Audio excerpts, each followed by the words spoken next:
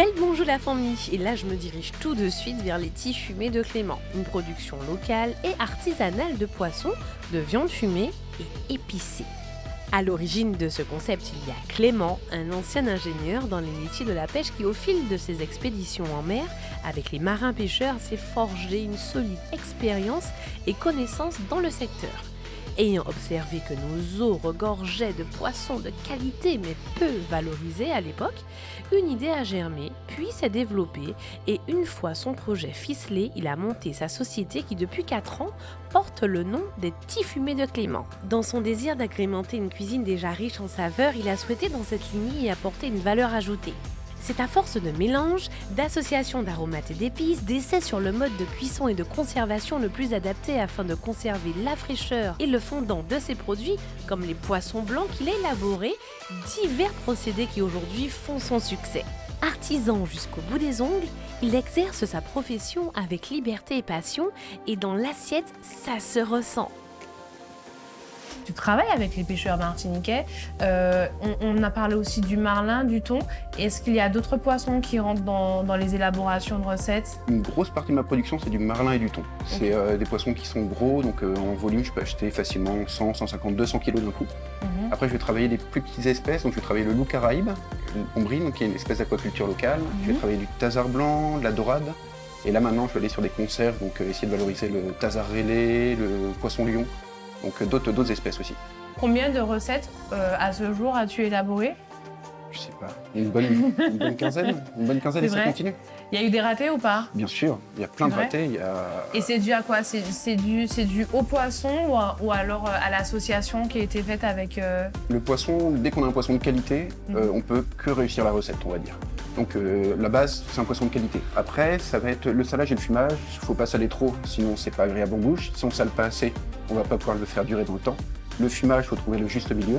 Donc ça, c'est vraiment des process qu'il faut maîtriser. Par contre, sur la stérilisation, sur tout ce qui est bocaux comme ça, là, ça cuit à 115 degrés pendant 1 heure. Donc ça veut dire qu'entre ce qu'on met dans le bocal et ce qu'on récupère à la fin, il n'y a rien à voir en fait. Donc il faut vraiment tester plusieurs fois, jeter, faire goûter, et on arrive après à des recettes assez sympas. Ouais. Lorsque tu parles de ces pêcheurs avec lesquels tu collabores, ça a été difficile de trouver des partenariats avec nos pêcheurs? Donc moi, avant, parce qu'ils ne sont pas remontés par vent finalement, ils travaillent beaucoup, il faut pouvoir réserver du temps aussi. Et puis ils sont indépendants, ça veut dire qu'aujourd'hui ils travaillent avec moi, demain ils peuvent travailler avec quelqu'un d'autre. C'est pas facile de travailler avec la pêche locale, parce que la pêche locale, il y a des pics de production. Typiquement, en ce moment, on est dans un gros pic de production. Du thon, il y en a partout, du marlin, il y en a pas mal. Par contre, en début d'année, février, mars, avril, mai, j'ai eu énormément de mal à trouver du poisson. Donc vu que je fais que de la pêche locale, quand il n'y a pas de poisson, c'est quand même relativement compliqué. À travers son métier, Clément s'est employé à valoriser le travail des pêcheurs locaux. Le partenariat qu'il a établi depuis près de 30 ans avec eux repose sur un climat de confiance, de transparence et d'honnêteté.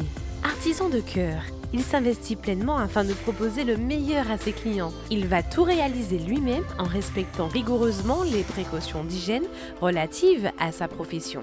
Chez lui, pas de cuisson à chaud, mais un fumage à froid. C'est avec le sel qu'il cuira et déshydratera l'aliment, puis il commencera l'étape du fumage correspondant à l'aromatisation. 10 à 12 jours seront nécessaires avant la commercialisation. Le fruit de la pêche étant fluctuant, il a dû diversifier la gamme de produits proposés afin de ne pas dénaturer son positionnement. Vous pourrez ainsi trouver des viandes fumées, du poisson 100% local, à l'exception du chatrou, et certains crustacés qui, se raréfiant sur notre île, sont importés.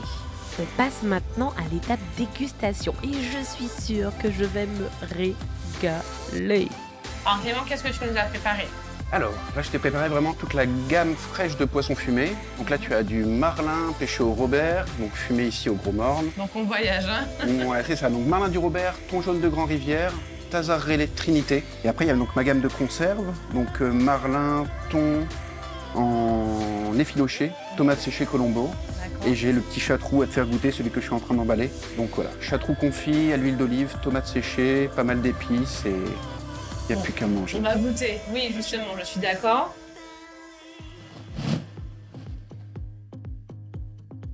C'est très bon.